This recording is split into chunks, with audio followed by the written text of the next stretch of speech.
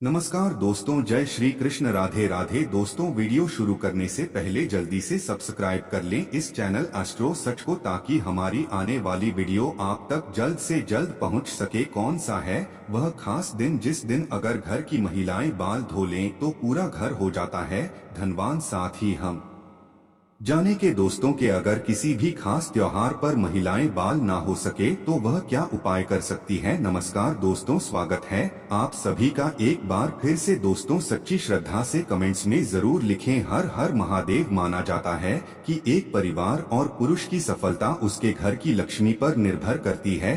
घर की लक्ष्मी के स्वभाव और व्यवहार के कारण ही उसका घर सुंदर और वैभवशाली बनता है। इसमें कोई शक नहीं कि हमारे देवी देवता भी अपनी अर्धांगिनी को ही अपनी शक्ति मानते हैं। जैसे श्री हरि विष्णु के लिए माता लक्ष्मी सर्वोपरि है, उसी तरह शिव भी शक्ति के बिना अधूरे हैं। हमारे समाज में स्त्री को अन्नपूर्णा, लक्ष्मी, सरस्वती और वैभव लाने वाली माना जाता है।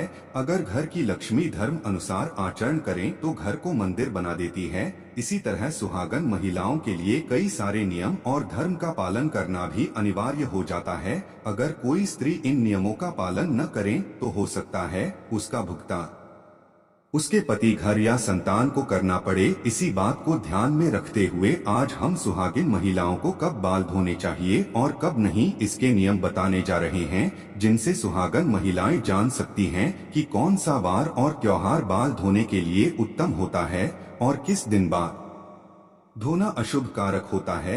लेकिन उससे पहले दोस्त, तो आपसे रिक्वेस्ट है कि वीडियो को लाइक करें, अपने दोस्तों के साथ शेयर करें, और अगर आपने अभी तक चैनल को सब्सक्राइब नहीं किया है तो सब्सक्राइब करके बेल आइकन प्रेस करें। सबसे पहली बात, कुंवारी कन्याओं को कभी भी बुधवार के दिन बाल धोना नहीं चाहिए, और खासकर उन कन्याओं को जिनके छोटे भाई है। ऐसा शास्त्रों में कहा गया है कि जो कन्या बुधवार को बाल धोती है उसके छोटे भाई को कष्ट उठाना पड़ता है। उनके छोटे भाई का स्वास्थ्य या उनके जीवन पर कोई न कोई समस्या सदैव बनी रहती है। इसीलिए बुधवार के दिन अपने बाल न हो। दूसरी बात, आज का समय बदल रहा है जिससे लोग प्रभावित होकर किसी भी शुभ त्योहार, शुभ तिथि या मुहूर्त में बालों को काटने या होने के चलन से जुड़ गए हैं। किंतु हिंदू पंचांग के अनुसार महिलाओं को किसी भी शुभ तिथि पर बाल कटवाने चाहिए और नहीं धोने चाहिए, बल्कि एक दिन पहले से ये सारे काम कर लेनी चाहिए। उस दिन बाल धोना या कटवाना शुभ माना नहीं जाता, और खासकर एकादशी, अमावस्या और पूर्णिमा पर बाल बिल्कुल भी ना धोएं। इससे आपके मस्तक पर चंद्रमा का प्रभाव पड़ने लगता है। तीसरी बात, यह सदैव याद रखें कि अगर आप किसी बार को व्रत रखते हैं तो उस दिन भूल से भी बाल न धोएं। जैसे अगर आपने सोमवार का व्रत रखा है तो उसके एक दिन पहले बाल धोकर आप शुद्ध हो जाएं। जिस दिन व्रत रखते हैं उस दिन बाल कदापि न धोएं, और अगर किसी कारणवश आपको उस दिन बाल धोने पर जाएं तो आप यह उपाय कर सकते हैं। आप अपने बालों में कच्चा दूध लगाकर बाल धो सकते हैं। चौथी बार, सुहागन महिलाओं को गुरुवार के दिन बाल नहीं धोने चाहिए। इस दिन न सिर्फ महिलाओं को बल्कि पुरुषों को भी नहीं बाल कटवाने चाहिए और नहीं धोने चाहिए। शास्त्रों अनुसार भी आपने सुना होगा कि गुरुवार के दिन घर में पहुंचा नहीं करना चाहिए। बृहस्पति देवताओं के गुरु माने जाते हैं। ऐसी मान्यता है कि गुरुवार के दिन बाल धोने व कटवाने से घर में आर्थिक समस्याएं उत्पन्न होने लगती है। आपकी ग्रह भी अपनी दशा यह बदलने लगते हैं। ये सभी बृहस्पति गुरु के कारण होता है। पांचवी बात, अगर आप एक पुत्र की माता है या आपकी पुत्र प्राप्ति की कामना है तो महिलाओं को शुक्रवार के दिन बाल धोने चाहिए। छोटी बात, शनिवार के दिन शनि महाराज का दिन माना जाता है। इस दिन न तो सर में तेल लगाएं और न ही अपने बालों को धोएं, इससे शनि की कुदृष्टि आप पर बनी रहती है। और अगर किसी कारणवश आपको शनिवार के दिन बाल धोने पर जाएं तो आप थोड़ी सी हल्दी व बेसन को मिलाकर पहले बालों पर लगा लें, उसके बाद आप बाल धो सकते हैं। पर ध्यान रखें है कि बहुत ज्यादा आवश्यकता होने पर ही आप शनिवार को बाल धोएं, अथवा इस बार को बाल कदापि न हुए। सातवीं बात, स्त्री हो या पुरुष, शुक्रवार का दिन बाल काटने के लिए अत्यंत शुभ माना जाता है। शुक्रवार के दिन बाल धोना भी शुभ माना जाता है।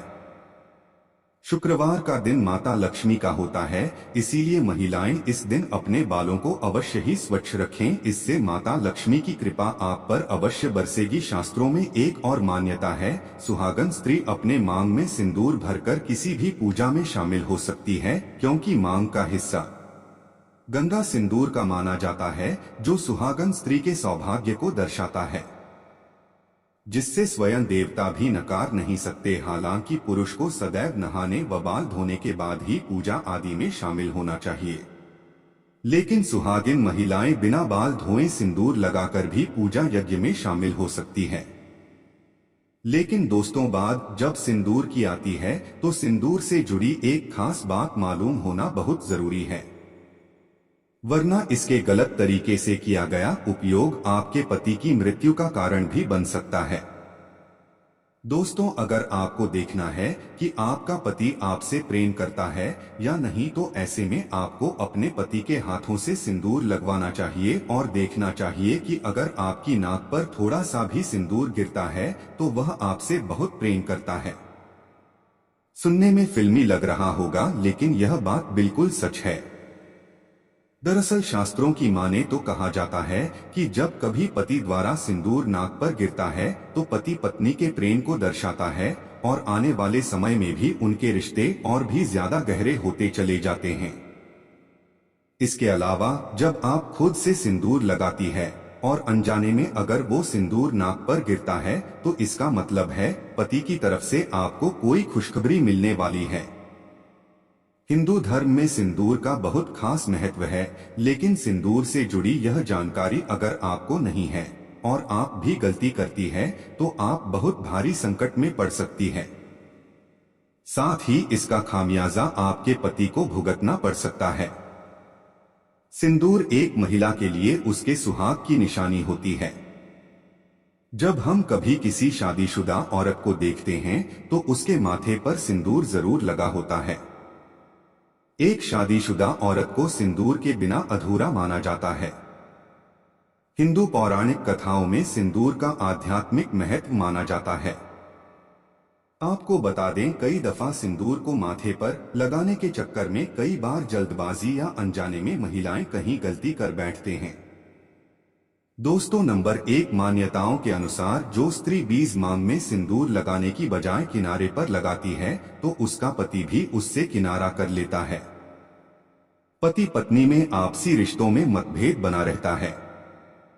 दोस्तों, नंबर 2 यह बात तो आप जानते होंगे कि जो स्त्री अपनी मांग के बीचों बीच में लंबा सिंदूर लगाती है तो उसके पति की आयु भी लंबी होती चली जाती है।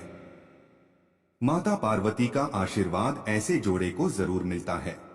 दोस्तों, नंबर 3 मान्यताओं के अनुसार जो स्त्री सिंदूर को बालों में छुपा लेती है तो उसका पति भी समाज में छिप जाता है और उसके पति को सम्मान नहीं मिल पाता। इसीलिए यह कहा जाता है कि सिंदूर को लंबा और ऐसे लगाएं कि सभी को साफ साफ दिखाई दे। सिंदूर से सजी अमरीश स्त्री सौभाग्य को दर्शाती है और ऐसी महिला की खूबसूरती पर लगते हैं चाचा। दोस्तों, नंबर 4 माथे पर सिंदूर लगाते वक्त महिलाओं को काफी सावधानी बरतनी चाहिए। यह तय कर लेना चाहिए कि सिंदूर को माथे के बीचों बीच लगाया जाए।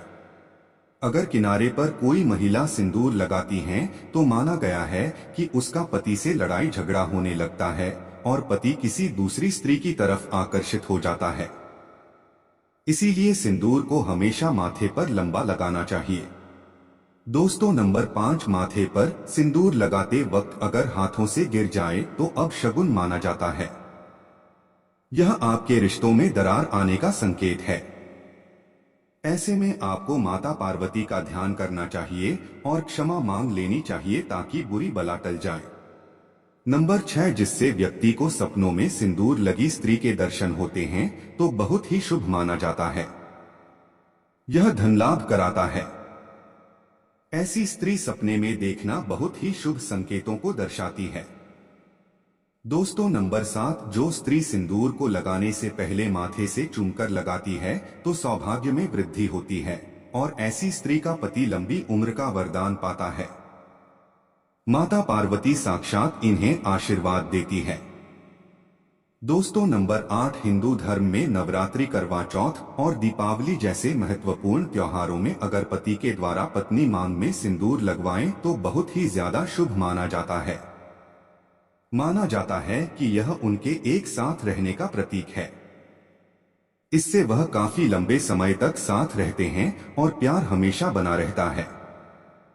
ऐसे रिश्ते कभी भी नहीं टूटते। वो दोस्त, आपको ये वीडियो कैसा लगा हमें कमेंट में जरूर बताएं। इस वीडियो को लाइक करें, अपने दोस्तों के साथ शेयर करें।